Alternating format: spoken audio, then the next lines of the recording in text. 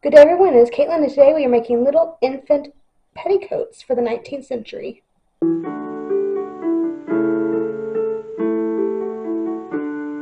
Hello and welcome. So we're here to make some, I guess they're adjustable petticoats for babies. And just as a reminder, this is not a pregnancy announcement. This is me getting things together before pregnancy so that I don't have panic attack when I realize I only have so many months before baby has to be clothed. So today we're going to work on petticoats, not the cotton kinds. We're just going to work on an adjustable kind. And I have an original here somewhere. There it is. Now this is a later century one, so it has this feather embroidery detail, whereas Workwoman's Guide from 38 very clearly says herringbone stitch, which is what we're going to do because I do more earlier stuff. I do about 1800 to usually 1880, and this may be towards the 1870, 1880 range, probably more 1870s. However, herringbone is still appropriate for those time periods, but I know the herringbone is appropriate for 1830s and earlier. So basically what it is this lovely little, it's a flannel, a wool flannel. Now theirs is nice and light and pretty. Now I can't get good fabric like this, so mine's thicker and not as white, but you know, we get what we can get. But it's very simple construction. It's this bodice piece, which is all one piece, little armholes cut out. Everything is just, instead of hemming it, they just do the embroidery stitch over everything, and that hems it and also gives a little pretty detail. Workwoman's Guide mentions that too. This one is stitched at the shoulder seams. Workwoman's Guide, I believe, it makes it sort of adjustable so that it can grow with baby. I'm just going to do it this way because I got an original here. And then it has this very long skirt that's all, flat, which makes it really easy to iron, by the way, which clearly I've not done with its original because it's, original. And how you wear it, or how baby wears it. Also, it has this really cute, name in it, which is another reason I think it's later. At least 1870s, if not later, just because that's a very modern font, I think. Anyway, I will say this entire thing is hand stitched, so that becomes less common the later you go. But essentially, this side will go through this very large buttonhole that they did on the side, and then you wrap this around baby, so that kind of closes. So you get that look from the back, and then on the front, you just tie this around baby. And so it's very adjustable. So with this construction, baby can get bigger and bigger and bigger, and you can still fit the same petticoat up to a point.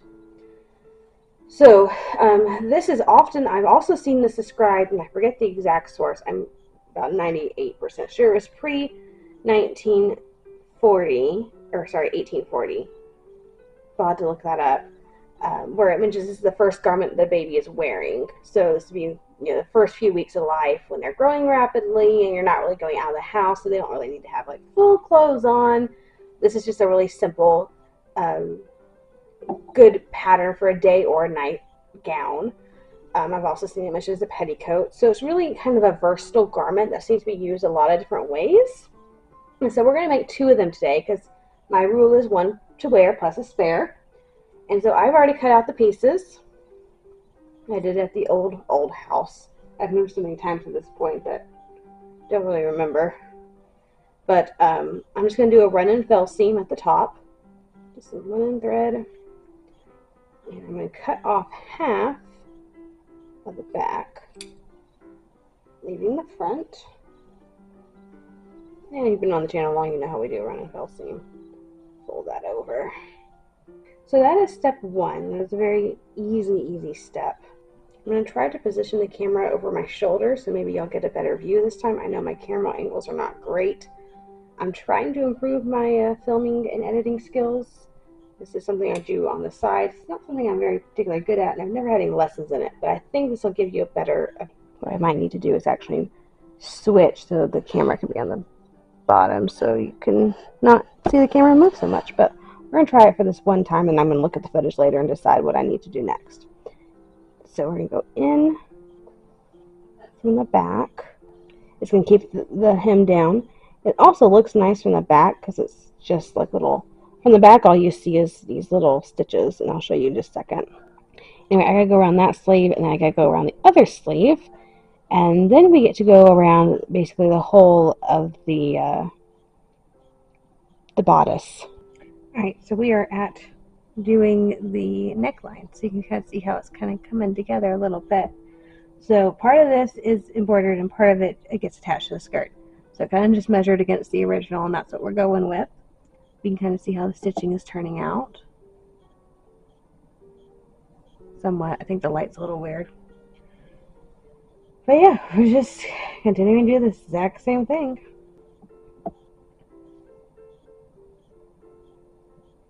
We're doing a lot of this for this project, because I also got to do the entire skirt like this.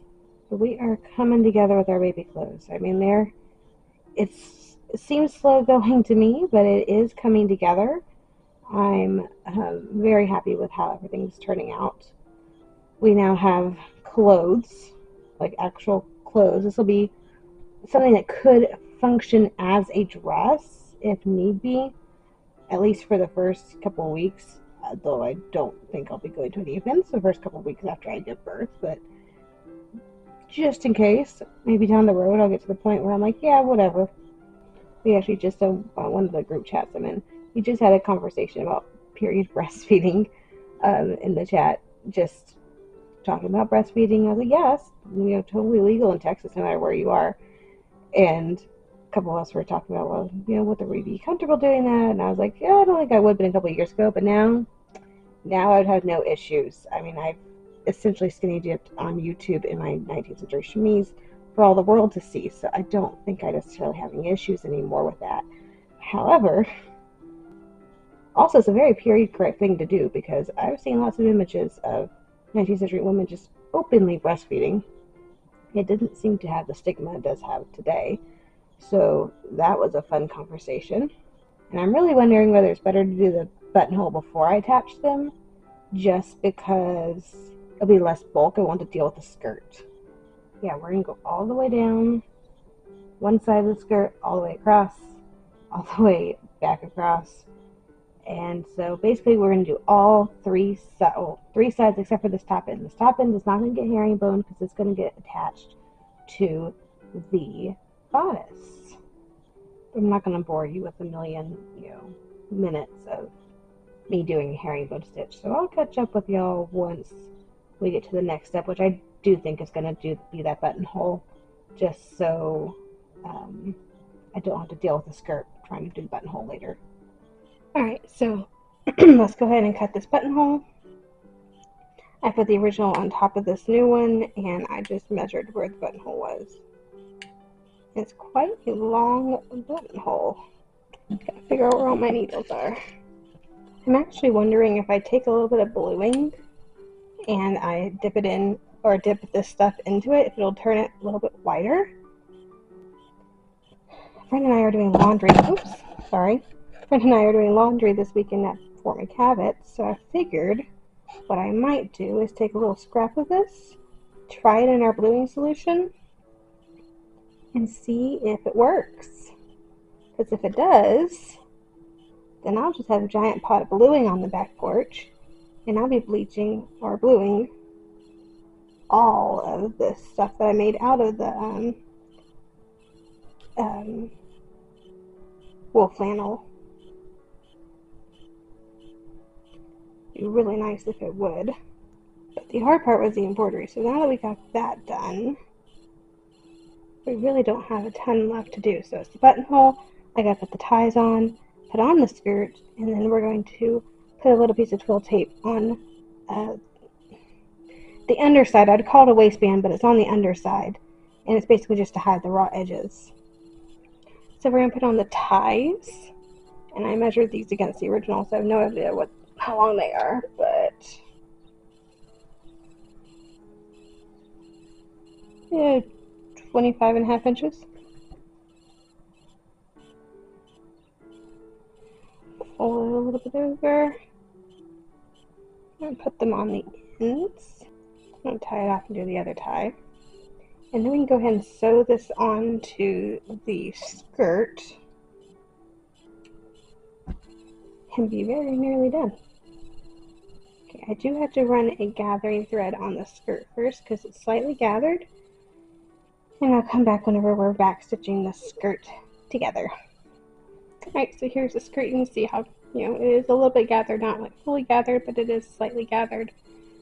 And I'm just going to do a back stitch. And I don't have to do any type of run and fell or anything with this particular seam.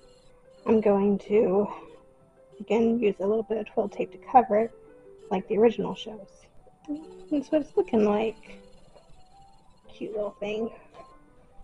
Okay. So this is my twill tape. I'm, of course, making 2 petticoats, so I have 2 of them. But let's see here. I think the easiest thing is to go around the bottom first and then to go around the top. And I'll go across the top in a minute to do the same thing.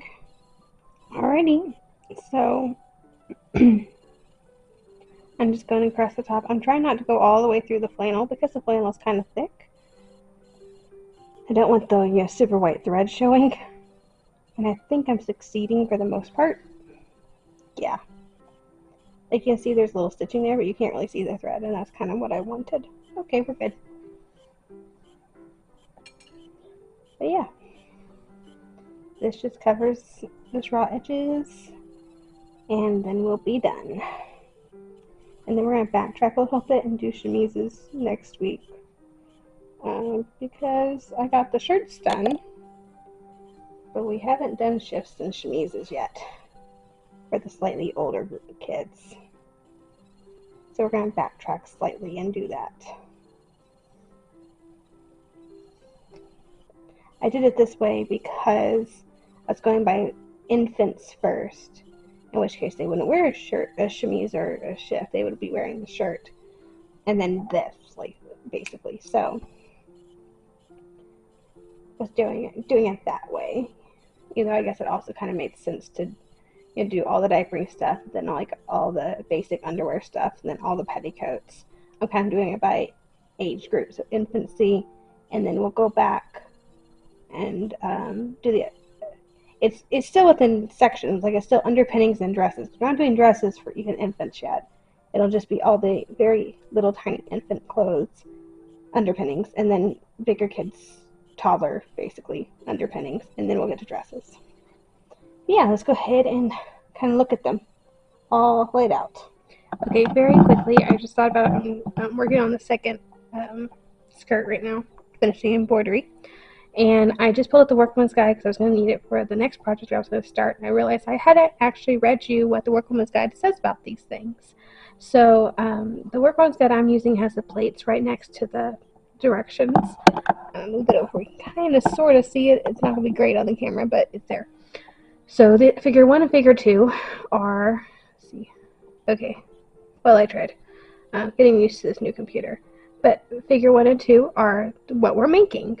And they have it put on the opposite way of I was going to do. So the front, what I had said was going to be the front, is going to be the back. Is what it looks like, which is interesting note.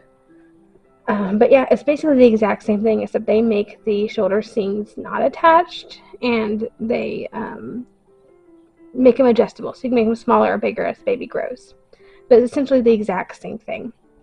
And it calls it an infant's first flannel gown. It says this is an excellent pattern for an infant's first gown, either day or night, from the case with which it is put on. It is also for warmth and support it gives to the child. The body is made of flannel lined with very fine, soft calico or lawn. I did not line mine because the original did not line them. I also don't particularly find it necessary to line because I already have the shirt underneath, and that's going to keep the flannel from touching the skin. But if you wanted to line it, that's perfectly acceptable, as given here. It says, in cutting off the skirt, tear off 2 breadths of the proper length. The long clothes of babies of the higher classes are longer than those of the poor, as the latter would be tumbled and dirty. They should be only 13 to 14 nails, and for the former, about 1 yard is ample. So I cut mine at the shorter length, which is what my original was. So some ladies dress their children in very long flannels and robes, but this is unnecessary as it is ill-judged, for the weight of the long petticoats must be painful, and besides the perfectly inability of the poor infant to stretch and kick about its little limbs is obvious. So this is back to the skirt. Divide one of these breadths into two, pin a half breadth on either side of the whole breadth. This keeps there from being a center front seam, just in case you wanted to know why they did that. It says run firmly down the two seams, herringbone them back again, and then bind with the flannel binding neatly down the two sides of the front and down at the bottom of the skirt. So they're binding and not hemming. The body is 12 nails long, can be cut down the selvage, and 2 nails wide. About 7 bodies can be cut from the width. Flannel being generally 14 nails wide. Double the piece for the body lengthwise and stick a pin 1.5 nail from the front or double part. I get it bigger so I can see. Of course, now I can't because, well, I tried. Okay. To mark where the beginning of the armhole lies.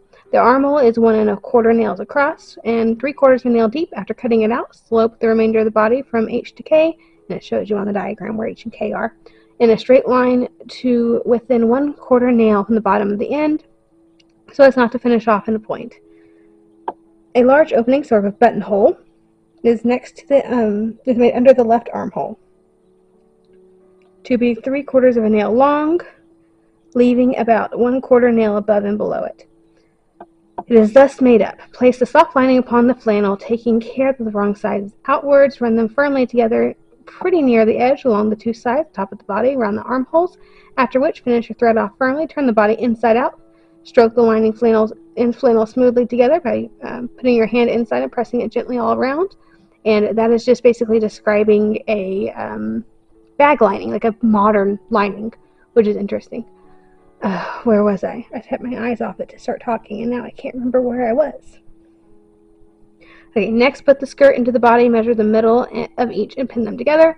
Afterwards, pin the front or opening of the skirt at M, exactly halfway between the armhole and the end of the body. COP.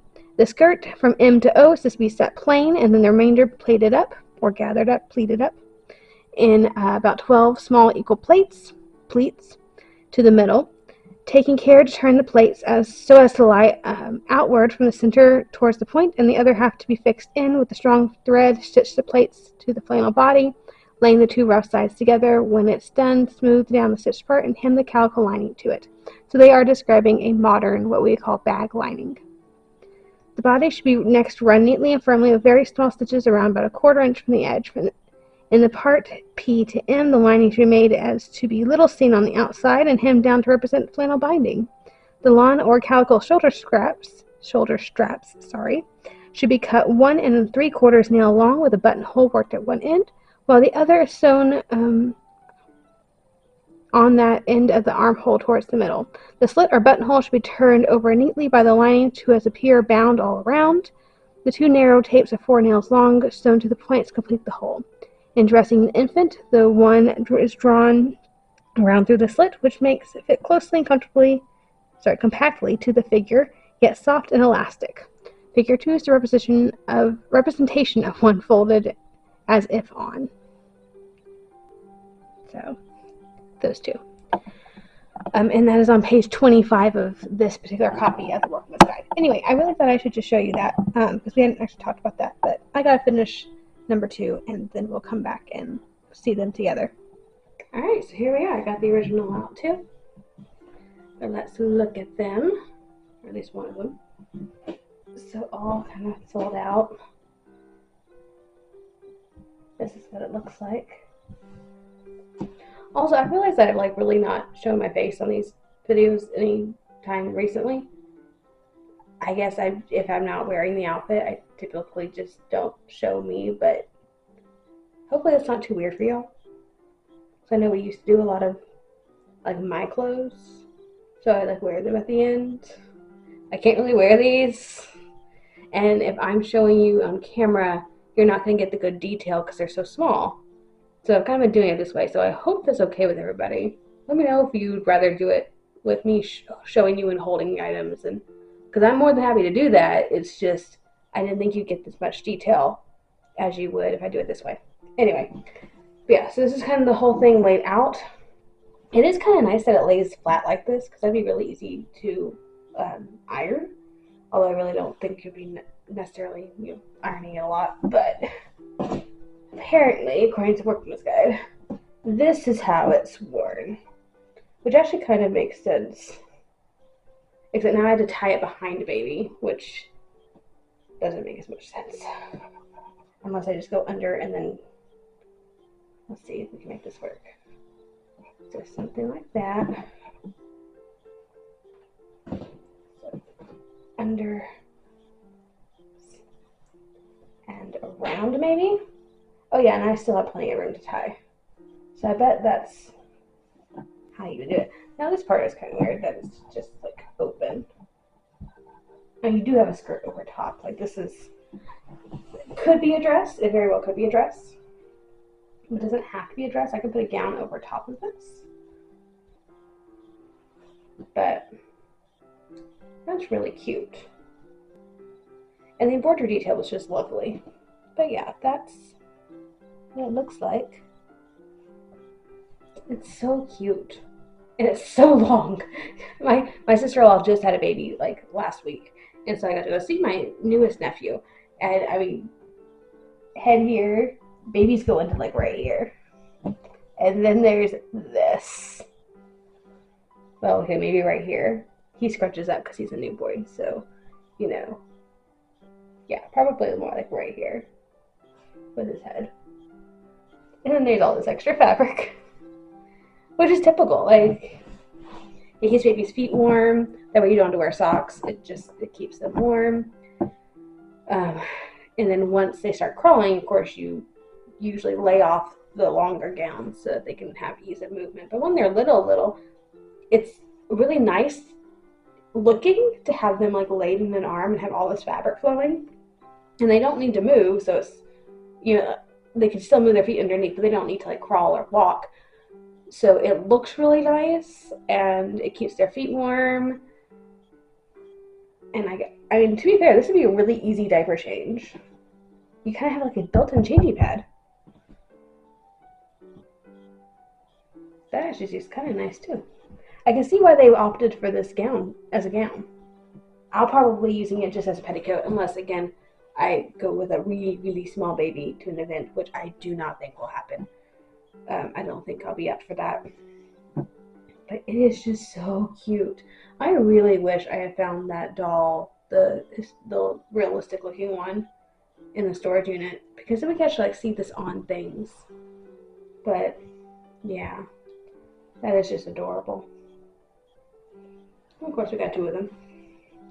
So the other one is done. Looks exactly the same. It's really fun to actually see it like a little gown now. Like this is the first little outfit. I mean, the shirts are super cute, but like this is our first little outfit, and it's just adorable. Well, anyway, thank you so much for joining me today as we made our little baby petticoats, dresses, whatever you want to call them, the multi-use garment of 19th century infants.